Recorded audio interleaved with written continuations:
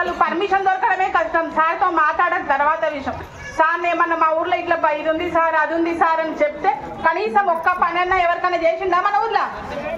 సర్పంచులైనా మాకే విలువలేదు. అదే కదా, అందుకోసమే ఇప్పుడు మనం మేఘారెడ్డిని గెలిపించుకున్నాం కాబట్టి మనం మేఘారెడ్డితో ప్రతి పని చేసుకోవచ్చు. ఈ సమయం ఇచ్చిన నాకు అందరికీ ధన్యవాదాలు.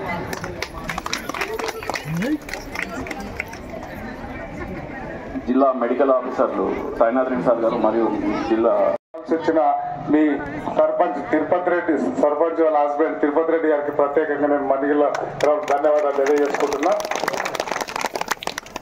ఇకపోతే మన గత 10 సంవత్సరాలు ఒక పాలకులు ఉన్నారు.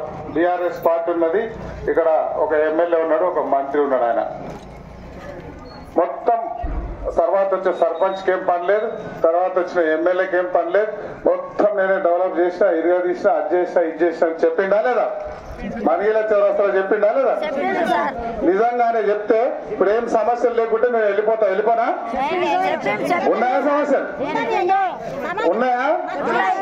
ఉన్నాయి కదా. మళ్ళీ ఏం చేసారు వాళ్ళు? ఏం చేయలే. గోడపర్తిలో 4 బిల్డింగులు కట్టి, కలెక్టరేట్, ఎస్పీ ఆఫీసు 4 బిల్డింగులు కట్టి, అన్ని 4 బిల్డింగులు కట్టి మొత్తం ఇదే డెవలప్మెంట్ అనుకున్నాడు.